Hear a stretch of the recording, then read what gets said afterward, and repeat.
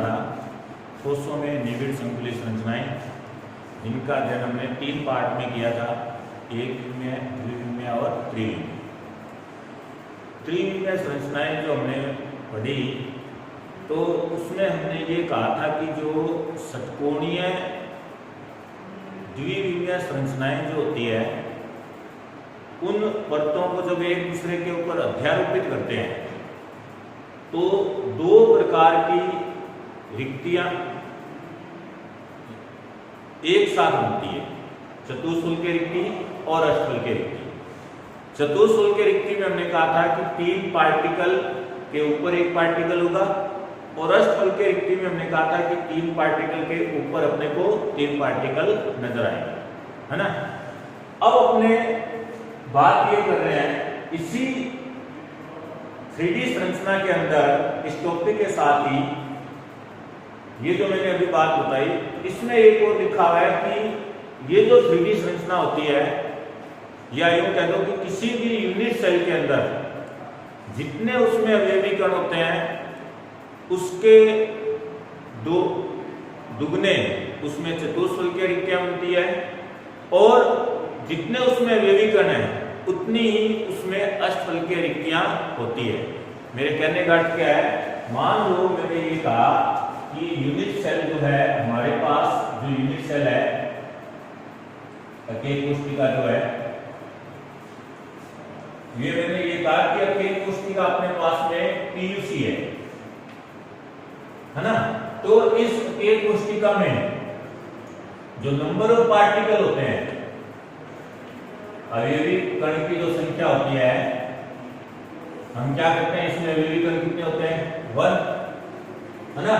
तो जब इसमें अवयवी कण 1 है तो हम ये कहेंगे कि इसमें अष्टफलकीय रिक्तियां कितनी होंगी, अष्टफलकीय रिक्तियां, ऑक्टाहेड्रल रिक्तियां, अष्टफलकीय रिक्तियां कितनी होंगी, ठीक है। ये होगी इसमें अवयवी कण, अवयवी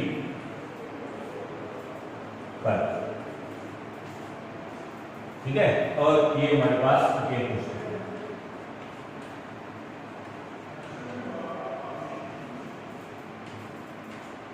तो हमने कहा पीयूसी, जिसको अपने आगे अकेल कोशिका बोलते हैं, प्रिमिटिव यूनिट सेल बोलते हैं, यदि इसमें अवयवी कण 1 है तो इसमें अष्टफलकीय रिक्तियां कितनी होगी, अष्टफलकीय रिक्तियां होगी इसमें 1, और इसमें चतुष्फलकीय रिक्तियां कितनी होगी, चतुष्फलकीय रिक्तियां, टेट्राहेड्रल वॉइड चतुष्फलकीय रिक्तियां कितनी होगी इसमें, 2,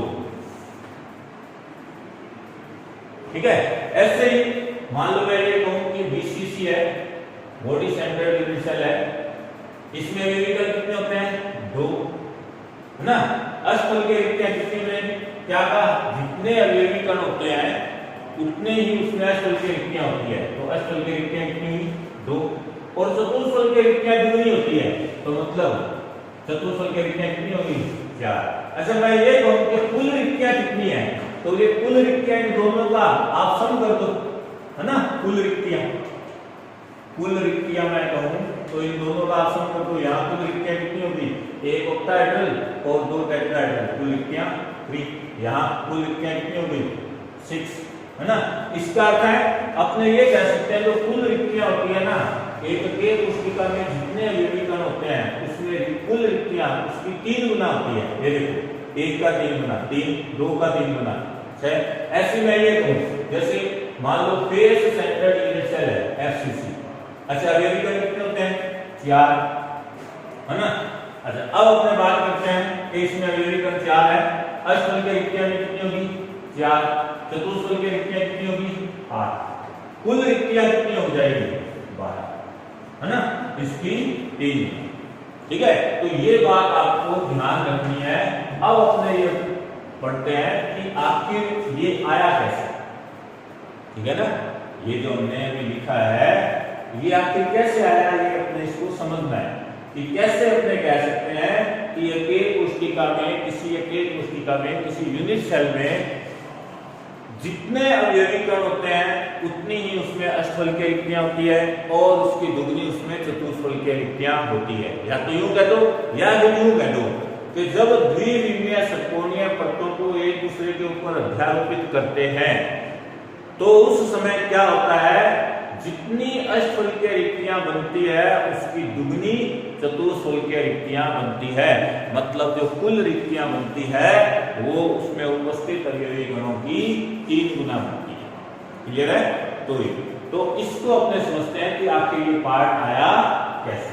ठीक है, तो समझने में अपने इसमें एक एग्जांपल ले लेते हैं एफसीसी का। एफसीसी का एकदम इजीली अपने समझ लेंगे। क्या काम है, मेरे पास यूनिट सेल है एफसीसी। अच्छा, इसमें पार्टिकल कितने होंगे मेडिकल? 2 सॉरी 4। इसमें जो मैं कहूं ऑक्टाहेड्रल वॉइड है, अष्टफलकीय रिक्तियां कितनी होगी? 4। और टेट्राहेड्रल वॉइड है वो कितनी होगी? 8, है ना। और टोटल वॉइड है वो कितनी हो जाएगी? टोटल वॉइड इसकी 3 गुना, जो पार्टिकल है उसकी 3 गुना, या फिर इन दोनों को सम कर लो, कितना जाएगा? इस एक को अपने समझ लेते हैं, है ना। इसी के बेस पर वो सारे के सारे पार्ट। तो देखो इसको एक को आप समझना थोड़ा ध्यान से, फिर अपने इससे रिलेटेड क्वेश्चन करेंगे। ठीक है, बुक में इससे रिलेटेड क्वेश्चन दिए हुए हैं, तो वो क्वेश्चन किस प्रकार से सॉल्व करना है, उसका क्या पैटर्न रहेगा वो तो पहले आप इसको समझो।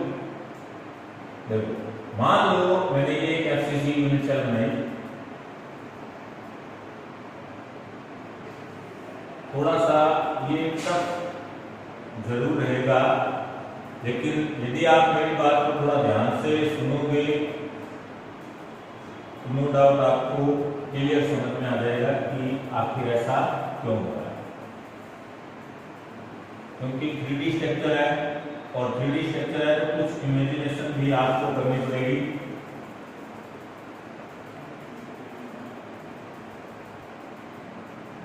ये मैंने कहा एफसीसी यूनिट सेल है, और इस यूनिट सेल में यहाँ पार्टिकल,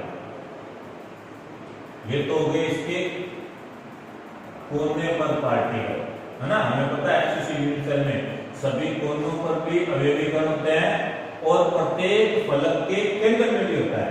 तो फलक का केंद्र, मान लो मैंने ये कहा कि फलक का केंद्र यहाँ है ना, ऐसे इसमें फलक का केंद्र यहाँ, ऐसे इसमें फलक का केंद्र यहाँ, ऐसे इसमें फलक का केंद्र यहाँ, फ्रंट वाले का यहाँ, और ये इसमें स्ट्रक्चर को डिवाइड कर रहा हूं समझाने के लिए। ठीक है, तो मैं इस स्ट्रक्चर को इस प्रकार से डिवाइड कर रहा हूं, बनाऊंगा एफसीसी में, लेकिन समझाने के लिए मैं इसको डिवाइड कर रहा हूं।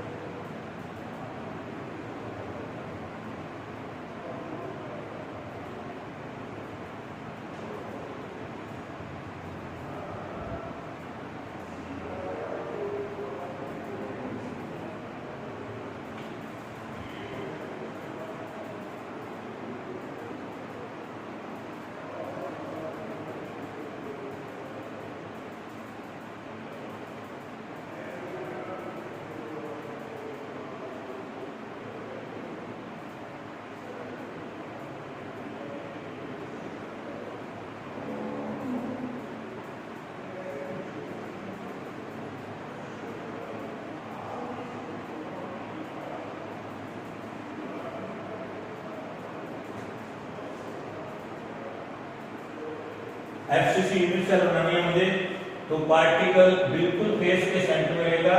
ये ऊपर का फलक है और उसके बिल्कुल सेंटर में यहाँ पार्टिकल है ना। ये फ्रंट का हो गया, और फ्रंट का बिल्कुल सेंटर यहाँ पार्टिकल। ठीक है, ऐसे ही ये इस फ्रंट के बैक वाला, उसमें यहाँ पार्टिकल। ऐसे ही इधर ये जो फलक है इसमें यहाँ पार्टिकल। टोटल 6 पार्टिकल आते हैं फेस में, ये भी फेस है, इसमें यहाँ पार्टिकल। तो देखो फलक केंद्र में 6 पार्टिकल होते हैं, 6 फलक केंद्र होते हैं, 6 पार्टिकल, एक तो सबसे पहली बात तो आपको ये समझ आना चाहिए कि ये एफसीसी यूनिट सेल है या नहीं। एफसीसी यूनिट सेल है जिसमें अपने ये कहते हैं कि सभी कोनों पर अवयवी कण होते हैं और सभी फलक केंद्र पर अवयवी कण होते हैं। क्लियर है? अच्छा, अब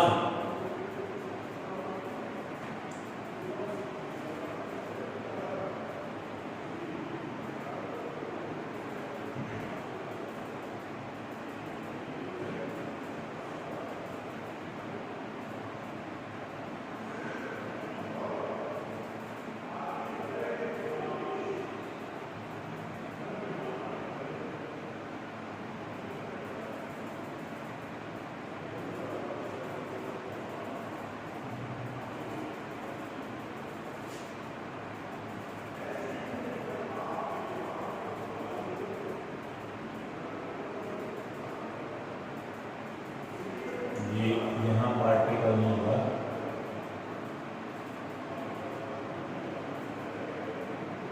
ये तो लाइन आ रही है और बैक वाले में ये यहाँ पार्टिकल।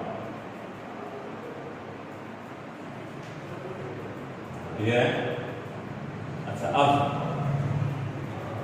इसमें ये जो आपको अभी 8 घन आपको नजर आ रहे हैं, अभी 8 घन नजर आ रहे हैं, 4 आगे और 4 ही पीछे, है ना। अब आप क्या करो कि किसी भी घन को आप ले लो, जैसे मैं ये कहूं कि ये मैंने केवल ये जो फ्रंट वाला घन है ना, इस घन को मैंने उठा के अलग से केवल ये फ्रंट वाला घन, एक ही घन में यहाँ अलग से बना, ठीक है। तो ये मैंने फ्रंट वाला घन यहाँ अलग से बना, एक ही घन को मैं फ्रंट वाले घन को अलग से,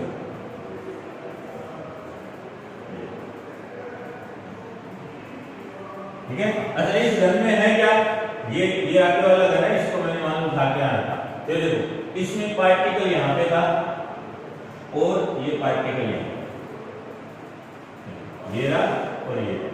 अच्छा, फिर नीचे की ओर देखो, ये पार्टिकल यहाँ और यहाँ है, तो ये पार्टिकल यहाँ है और ये पार्टिकल यहाँ, है ना। तो ये देखो ये 4 पार्टिकल आ गए और अपने को पता है एक चतुष्फलक बनाने के लिए जो पार्टिकल चाहिए ना वो 4 ही चाहिए, और वो 4 पार्टिकल होते हैं ना। अभी देखो इन चारों से एकदम बीचों बीच जो रिक्ति बनी हुई है उसका नाम है टेट्राहेड्रल वाइड, चतुष्फलक की रिक्ति। देखो कैसे, मान लो मैंने कहा ये रूम है, इस प्रकार से हमने क्या कहा था, चतुष्फलक संरचना में क्या होता है, चतुष्फलक संरचना के अंदर हमने कहा था एकदम पार्टिकल बीचों बीच होगा, है ना, और उससे 2 एक्सेस, एक इस कोने में तो एक इधर वाले कोने में, है ना, और नीचे की ओर एक उस कोने में तो एक इधर वाले कोने में, है ना।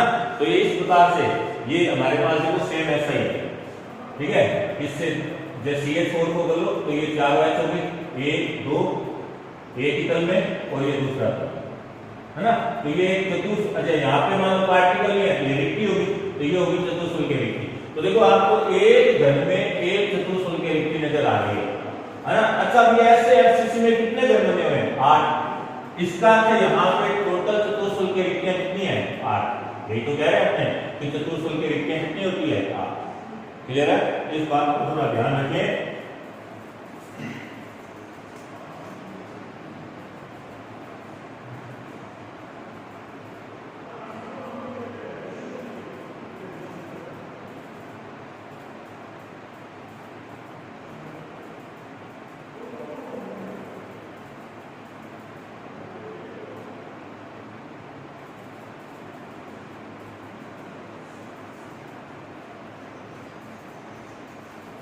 एक बार फिर से ध्यान देना, इसको मैं फिर से बता रहा हूं चतुष्फलक की रिक्ति कैसे है। देखो हमने कहा था चतुष्फलक में इस प्रकार से अरेंजमेंट होती है, जैसे CH4 होता है, तो CH4 में ये तो बीचों बीच मान लो कार्बन है, इससे 2 हाइड्रोजन निकले हुए हैं, एक और एक। ऐसे ही ये दोनों के दोनों हाइड्रोजन इस प्रकार से निकले हुए, ठीक है, 1 2, और ये होती है चतुष्फलक की संरचना, है ना। और ऐसे में कोई इस बॉक्स में आप इसको इमेजिनेशन कर लो, इस बॉक्स के अंदर, तो इस बॉक्स में देखो किस प्रकार से है, इस प्रकार से ये वाला पार्टिकल यहाँ है और ये पार्टिकल इसके जो सामने है, ऐसे ही ये वाला पार्टिकल ये रहा और ये वाला पार्टिकल उसमें आ। अब मान लो बीच में कार्बन नहीं हो तो वो रिक्ति होगी ना, तो ये चतुष्फलकीय रिक्ति है, क्लियर है? तो आपको ध्यान में रखना चाहिए कि एक चतुष्फलकीय संरचना में ये बाहरी ये जो परमाणु है, ठीक है, ये घन में किस प्रकार से व्यवस्थित होते हैं, इस प्रकार से आमने सामने वाले कोने पर इस प्रकार से ये व्यवस्थित होते हैं। तो ये चतुष्फलकीय संरचना है। और हमें पता है इस एफसीसी में ऐसे घन कितने बने हुए हैं? 8 घन बने हुए हैं। इसका अर्थ है इस पूरी एफसीसी में ऐसी कितनी रिक्तियां बनी हुई है? 8 चतुष्फलकीय रिक्तियां बनी हुई है। अच्छा, अब अपने बात करते हैं कि हमने ये लिखा है कि इसमें 4 जो है ना ये अष्टफलकीय रिक्तियां हैं। तो ये कौन सी हैं? तो ये देखो इधर, इसको आप ध्यान से सुना, 4 इसमें अष्टफलकीय रिक्तियां हैं। अच्छा, अष्टफलकीय संरचना भी आपको मैंने बता रखा है, अष्टफलकीय संरचना किस प्रकार से होती है। मैं इसके अंदर ही आपको बता रहा हूं कि अष्टफलकीय संरचना, ये देखो एक तो अष्टफलकीय, एक तो अष्टफलकीय रिक्ति, ये एक तो अष्टफलकीय रिक्ति, ये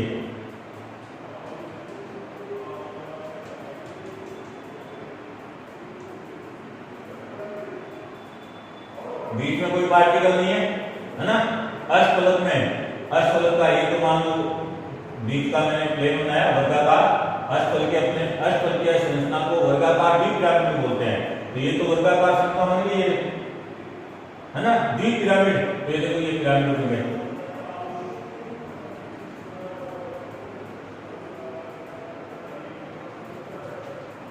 एक पिरामिड ऐसे ऊपर हो गया और एक पिरामिड यहां नीचे बन गया।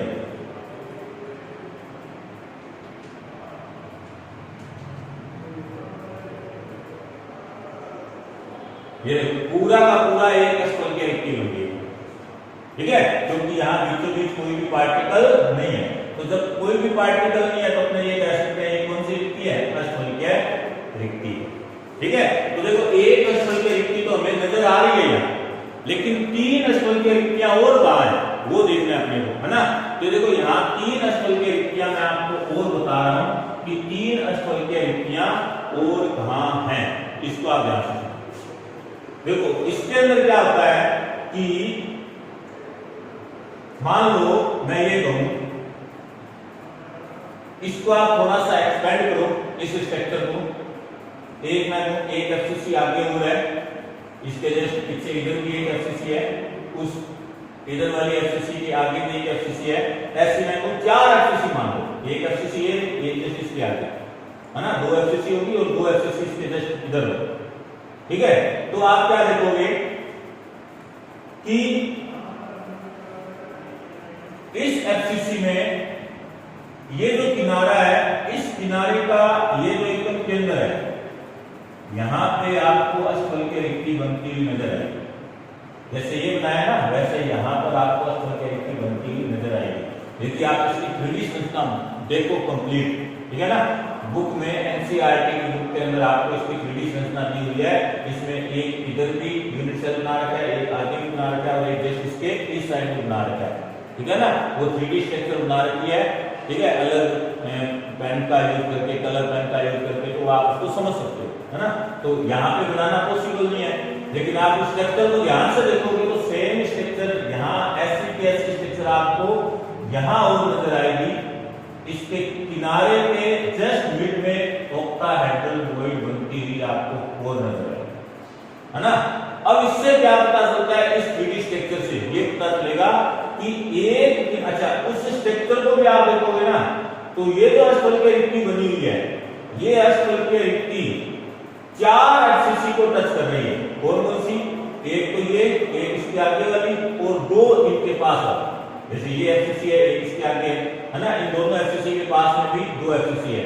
और ये ऑक्टाहेड्रल वॉइड जो होती है ना, ये 4 एफसीसी यूनिट सेल को, 4 एफसीसी यूनिट सेल को स्पर्श करती है, स्पर्श करती है।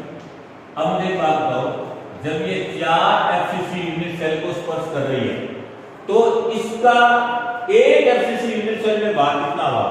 इसका क्या हुआ ना, अर्थात इस रिक्ति का 1/4 भाग एक एफसीसी यूनिट सेल में उपस्थित उपस्थित। ठीक है, ये आपको डायग्राम 3D डायग्राम बुक में आप देखोगे, इस चीज को आप समझोगे जो मैंने लिखा है। ठीक है, 3D डायग्राम आप बिल्कुल ध्यान से देखोगे। 4 यूनिट सेल उसने बना रखी होगी एफसीसी की, एक जैसे इसके आगे, और इन दोनों के पास में 2 और यूनिट सेल बना रखी है एफसीसी। और पूरी स्ट्रक्चर को ध्यान में देखोगे तो ये जो स्टोल के रिक्ति यहाँ किनारे के बीच में बनी हुई है, ये इन चारों एफसीसी को टच कर रही है। इसका अर्थ है इस स्टोल के रिक्ति का, इस रिक्ति का 1/4 भाग एक एफसीसी यूनिट सेल में है।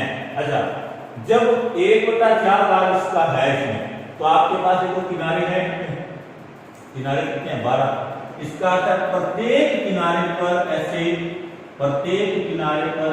ऑक्टाहेड्रल वॉइड, प्रत्येक किनारे के बीच में ऐसे ऑक्टाहेड्रल वॉइड होगी। किनारे के बीच में किनारा है ना, ये हो गया किनारा, और ये किनारे का है ना, ये किनारा और ये किनारे का, ऐसे ये किनारा और इस किनारे का ये। तो ऐसे आप किसी भी किनारे को आप देखो तो किनारे के मिड पार्ट में ऐसे आपको ऑक्टाहेड्रल वॉइड आपको नजर आएगी। और इस प्रकार से हमें पता है प्रत्येक का 1/4 भाग है। ठीक है, किनारा टोटल आपको ऐसे 12 नजर आ जाएंगे। 4 ये हो गई, 4 ये हो गई और 4 12। ठीक है, तो ऐसे 12 किनारे होते हैं। तो 12 किनारे हैं तो 12 ऑक्टाहेड्रल वॉइड, प्रत्येक का 1/4। तो अपने क्या करेंगे, एक तो ये टोटल ये हो गया है ना, एक तो ये हो गया पूरा का पूरा सेंटर में, और टोटल किनारे कितने हैं? 12, मतलब 12 ऑक्टाहेड्रल वॉइड है।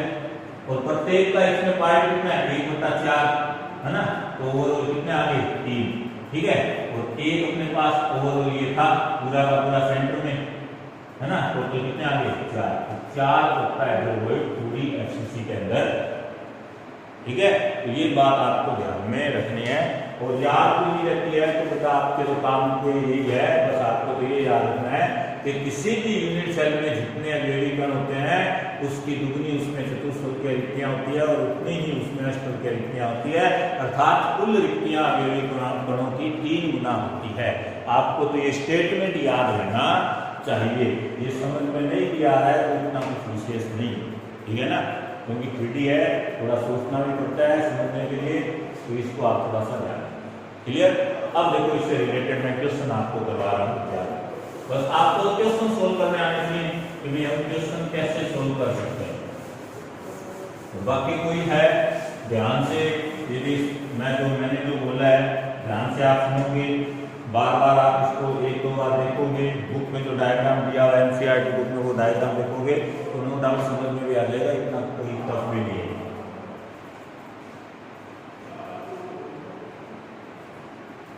अच्छा, अब अपने बात करते हैं कि बुक में क्वेश्चन कैसे आते हैं। जैसे मान लो मैंने ये कहा क्वेश्चन है इस प्रकार से कि एक कोई यौगिक है जो कि P और Q अवयवी कणों से बना हुआ है। ठीक है, जैसे मैंने कहा एक यौगिक P व Q अवयवी कणों से निर्मित है। यदि इसके क्रिस्टल में यदि P अवयवी कण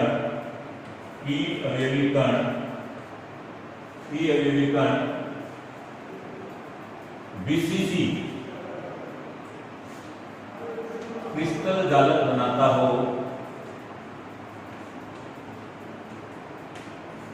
हो तथा Q अवयवी कण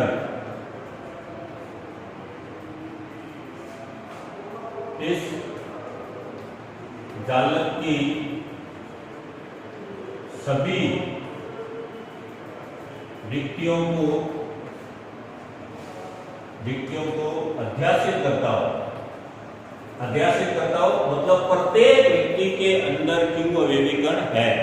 ठीक है, जितनी भी रिक्तियां बनी हुई है ना उसमें प्रत्येक में क्यू अवयवी कण है। इस जालक की सभी रिक्तियों को अध्यासित करता हो तो यौगिक का सूत्र। देखो ऐसे क्वेश्चन आपको बहुत देखने को मिल जाएंगे। अभी तो मैंने लिखा है और मैं आगे नेक्स्ट क्वेश्चन जो करवाऊंगा डायरेक्ट आपको सिर्फ स्टेटमेंट बोलूंगा और आंसर लिखना आपको बताऊंगा। अब देखो इसमें क्या कह रहा है, कह रहा है कि अवयवी कण है वो क्रिस्टल जालक बना है। ठीक है, कौन सा बना रहा है भैया? ये बना रहा है बीसीसी, ये बना रहा है बीसीसी क्रिस्टल जालक बना है। ये लिखो आप। अच्छा, अब बीसीसी क्रिस्टल जालक बनाना है। अब आपको ये पता है कि बीसीसी क्रिस्टल जालक में अवयवी कण होते कितने हैं? 2। ठीक है, आपको तो आंसर पता होना चाहिए। ज्योमेट्री से बता रहा हूं, आप वैसे अप्लाई करो, आंसर आप आसानी से निकाल पाओगे, है ना। अच्छा, फिर ये क्या कर रहा है, जब इसमें अवयवी कण 2 है तो आप समझ गए होंगे कि जो क्यू अवयवी कण है वो किस में जा रहा है? वो रिक्तियों में जा रहा है। अच्छा, रिक्तियां कितने प्रकार की बनेगी? 2 प्रकार की, ऑक्टाहेड्रल और टेट्राहेड्रल। ऑक्टाहेड्रल कितनी बनेगी? जितने अवयवी कण है उतने ऑक्टाहेड्रल रिक्तियां बनती है। टेट्राहेड्रल कितने हैं? है ना, मतलब कुल रिक्तियां कितनी बनी? 6। और इस अवयवी कण है कितने? बीसीसी क्रिस्टल जालक में अवयवी कण कितने हैं? पी के 2। इसका क्या हुआ? पी के 2 कण है और इस क्यू के टोटल कण कितने हैं? 6। मतलब हमारा जो फॉर्मूला हुआ ये हो गया P2Q6। लेकिन हम जानते हैं कि फॉर्मूला जो होता है ना वो सरल अनुपात में लिखा जाता है ना। जैसे मैंने लिखा H2O4 तो ये नहीं लिखा जाता, हम कैसे लिखते हैं? SO2 लिखते हैं, है ना, सरल अनुपात में करके लिखते हैं। तो इसको आप सरल अनुपात में कन्वर्ट कर लो, तो सरल अनुपात में कन्वर्ट करेंगे तो ये हो जाएगा 1 और ये हो जाएगा 3। तो हम क्या करेंगे, जो फॉर्मूला है वो है P2 ये हमारा आंसर। क्लियर है? तो ऐसे क्वेश्चन आए तो आपको ध्यान में रखना है। और ये साफ साफ कह रहा है सभी रिक्तियों को अध्यासित करता है। और हमें पता है रिक्तियां 3 गुना होती है, मतलब इसमें पार्टिकल 3 गुना आ रहे हैं क्यू के, है ना। तो फॉर्मूला हो गया PQ3। अच्छा, और क्वेश्चन मान लो इस प्रकार से आ रहा है, अब मैं लैंग्वेज में लिखूंगा। डायरेक्ट क्वेश्चन क्या है? डायरेक्ट क्वेश्चन है, मैंने ये कहा कि कोई अवयवी कण है x और y से निर्मित है। इसमें x वाला क्रिस्टल जालक बना रहा है, x वाला मेरा क्रिस्टल जालक FCC बना रहा है और y वाला रिक्तियों में जा रहा है, y वाला रिक्तियों में जा रहा है ना। और हमें पता है रिक्तियां कितनी होती है? 2 प्रकार की, ऑक्टाहेड्रल और टेट्राहेड्रल, है ना, ऑक्टाहेड्रल और टेट्राहेड्रल। अच्छा, FCC है जो है ना, FCC जो है ये क्या रिक्तियों में जा रहा है, उसमें भी ये कह रहा है कि y जो है ना वो रिक्तियों में जा रहा है और रिक्तियों के 2/3 भाग अष्टफल के रिक्तियों को अध्यासित करता है। जैसे मैं एक बार क्वेश्चन लिख देता हूं, क्वेश्चन है, एक दो क्वेश्चन मैं लिख देता हूं ताकि आपको समझ में आ जाए लैंग्वेज कैसे दी जाती है। x व y से निर्मित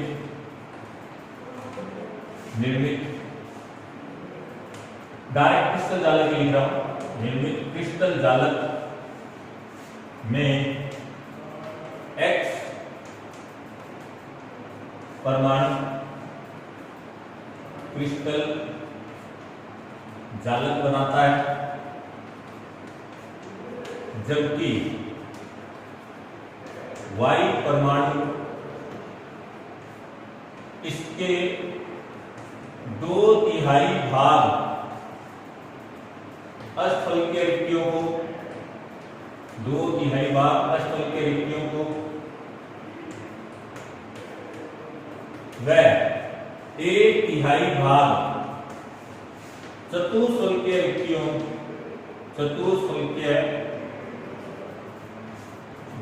को अध्यासित करता है, योगी का सूत्र। इस प्रकार से ये लैंग्वेज। अब ये कभी 2/3 लिख देगा, कभी 1/3 लिख देगा ना, तो इस प्रकार से हो सकता है दोनों साइड 2/3 लिख दे, है ना। तो इस प्रकार से आपको ये मेंशन करके देगा। तो आपको क्वेश्चन है, बस जो पैटर्न आपको मैं बता रहा हूं ना, पैटर्न वही रखना, आप आसानी से आंसर कर दोगे। क्या कह रहा है पैटर्न? देखो पैटर्न ये कह रहा है एक्स है क्रिस्टल जालक बना रहा है। क्रिस्टल कौन सा बना रहा है कोई लेना देना नहीं है। मैं तो कह रहा हूं यदि यहाँ पे कुछ भी लिख दे ना, आपको ये लिख दे क्रिस्टल जालक बना रहा है, पीयूसी बना रहा है, बीसीसी बना रहा है, बीसीसी कुछ भी लिख दे, कोई लेना देना नहीं है, आपको क्रिस्टल जालक लिख दो, ठीक है ना। क्योंकि हम जानते हैं कि जो रिक्तियां आएगी ना वो अवयवीकरणों की 3 गुना आती है। तो भले अब अवयवीकरण 1 हो, 2 हो, 6 हो, 4 हो, क्या लेना देना है। जब रिक्तियां अपने को 3 गुना करनी है तो क्रिस्टल जालक कोई भी लो ना, फर्क तो कुछ पड़ना नहीं है ना। तो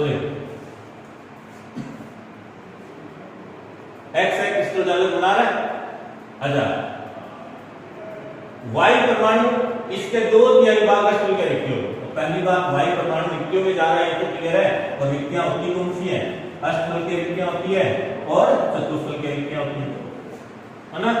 अच्छा अब यदि मैं ये कहूं कि यदि इसका कण 1 है तो इस यदि क्रिस्टल जालक में अवयवीकरण 1 है, मान लो 1 है, ठीक है, तो अष्टफल की रिक्तियां कितनी होगी? 1, ये तो पढ़ चुके हैं। और चतुष्फल की रिक्तियां कितनी होती है? 2 गुना 2।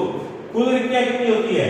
वो जाएगी जितनी अवयवीकरण है उसकी 3 गुना। अवयवीकरण 1 है तो कुल रिक्तियां 3। वैसे भी देख लो 3 तो आ रही है, 2 ये रही है ना।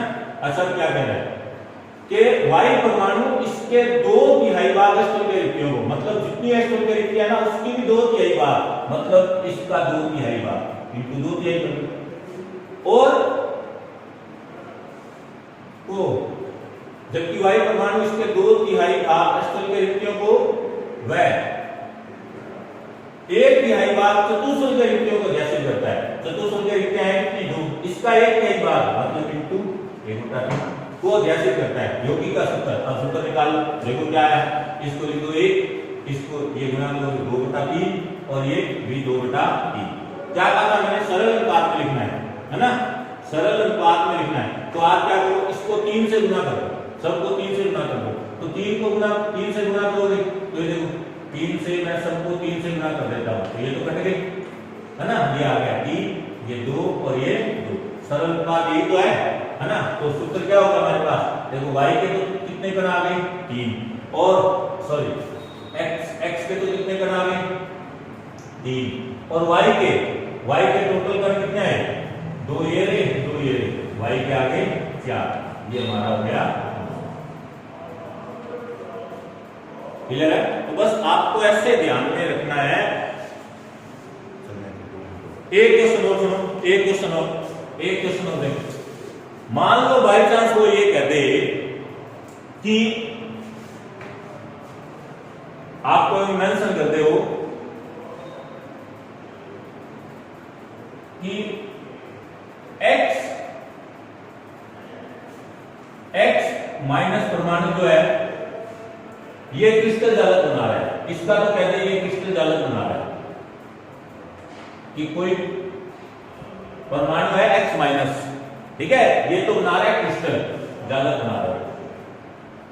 और y प्लस परमाणु है ना, ये इसकी रिक्तियों में आ रहा है, ठीक है। और आपको ये कह दे कि सिर्फ वो ये कहता है कि y परमाणु अष्टफल के रिक्तियों के 2/3 भाग को ध्यासित करता है। चतुष्फल के रिक्तियों की बात ही नहीं करे, बात नहीं करे तो छोड़ दो इसको। यदि वो बात नहीं करता है तो छोड़ दो, चतुष्फल के रिक्तियों की बात ही नहीं की। सिर्फ आपको ये कहना है एक क्रिस्टल जालक में x ऋणायन क्रिस्टल जालक बनाता है और y प्लस आयन अष्टफल के रिक्तियों के 2/3 भाग को ध्यासित करता है। चतुष्फल के रिक्तियों की बात ही नहीं करता। तो योगी का सूत्र बताओ क्या है? तो ये देखो क्या कहेंगे, ये तुम्हारा क्वेश्चन हो गया। और ये कह रहा है इसके भी 2/3 भाग को ध्यासित करता है ना। तो देखो मान लिया इसमें 1 कण है, क्रिस्टल जालक में कण 1 है, अष्टफल की रिक्ति कितनी होगी? 1। चतुष्फल के रिक्तियों की बात नहीं कर रही है तो स्टेप को छोड़ दो, इसकी तो बात नहीं कर रहे हैं। अच्छा इसके 2/3 भाग को ध्यासित करता है, तो 2/3 भाग है ना फॉर्मूला। तो इसको अपने कैसे लिख सकते हैं? 3 से गुना कर लो, 3 और 3 को इससे गुना करेंगे तो ये 3 से 3 कैंसिल आउट हो जाएगा। ओवरऑल हमारे पास फॉर्मूला क्या आ गया? x माइनस ये तो कितने परमाणु आ गए 3 और y प्लस के कितने परमाणु आ गए 2। लेकिन ध्यान रखो ये जो आंसर है ये आंसर जो होगा ये गलत होगा। देखो क्यों? क्योंकि हम साफ साफ पढ़ते हैं कि आयनिक यौगिक का सूत्र लिखते समय पहले धनायन को लिखा जाता है फिर ऋणायन को लिखा जाता है। तो आपका आंसर जो होगा ना वो होगा y2x3 ये आंसर होगा सर। ठीक है, ये आंसर आपका सही होगा। ठीक है, जैसे आपने बहुत बार लिखते हो कोई भी आयन यौगिक लिखते हो तो पहले आप आयन को लिखते हो है ना, धनायन को लिखते हो फिर ऋणायन को लिखते हो, तो आपका आंसर होगा। ज्यादा गलत तो नहीं दूंगा लेकिन ये मोर करेक्ट ये रहेगा, पहले धनायन को लिखना है और बाद में ऋणायन को लिखना है। अच्छा एक और ध्यान रखो, एक क्रिस्टल के अंदर है ना सामान्यतः ऐसा होता है कि उसमें जो बड़ा पार्टिकल होता है ना वो जालक बनाता है, जिस जो आकार में बड़ा होगा वो जालक बनाएगा और जिसका साइज कम होगा आकार छोटा होगा वो रिक्तियों में जाएगा। ये सामान्यतः ऐसा ही होता है कि बड़ा पार्टिकल हमेशा क्रिस्टल जालक बनाता है और छोटा पार्टिकल रिक्तियों में जाता है। ये तो हमेशा सत्य है, इसमें कोई दिक्कत नहीं है। ठीक है, लेकिन सुनो ये नॉर्मल अपने ये कह सकते हैं कि सामान्यतः ऐसा होता है कि ऋणायन होता है वो क्रिस्टल जालक बनाता है और धनायन होता है वो रिक्तियों में जाता है। लेकिन ये स्टेटमेंट मैं बोलूं तो ये गलत हो सकता है क्योंकि ये जरूरी नहीं है कि किसी यौगिक के अंदर ऋणायन का आकार हमेशा बड़ा होगा, सामान्यतः ऋणायन का आकार बड़ा होता है। तो हम ये स्टेटमेंट बुक में आप जब पढ़ोगे ना तो बुक में ऐसे लिखा होता है सामान्यतः ऋणायन जो होता है वो क्रिस्टल जालक को बनाता है और धनायन उसकी रिक्तियों में जाता है। ठीक है, सामान्यतः मतलब कभी कभी ऐसा भी हो सकता है कि ऋणायन रिक्तियों में जाए और धनायन क्रिस्टल जालक बनाए। ऐसा कब होगा? जब धनायन का आकार बड़ा हो जाएगा, ऋणायन का आकार छोटा हो जाएगा तो वो रिक्तियों में चला जाएगा। ऐसा भी कुछ क्रिस्टल के अंदर होता है। ठीक है, लेकिन मैं ये बात कहूंगा कि बड़े परमाणु क्रिस्टल जालक बनाते हैं या कह दो बड़े आयन क्रिस्टल जालक बनाते हैं, जबकि छोटे परमाणु या कह दो आयन क्रिस्टल जालक की रिक्तियों में जाते हैं। तो ये बात हमेशा सत्य रहेगी, इस चीज को आप ध्यान रखना। अच्छा, इससे रिलेटेड जितने भी बुक में क्वेश्चन है आप करना, किसी भी प्रकार की कोई प्रॉब्लम नहीं आएगी। और फिर भी प्रॉब्लम हो तो आप व्हाट्सएप पे कमेंट क्वेश्चन लिख के आप मुझे भेज सकते हो और आंसर आपको जरूर मिलेगा।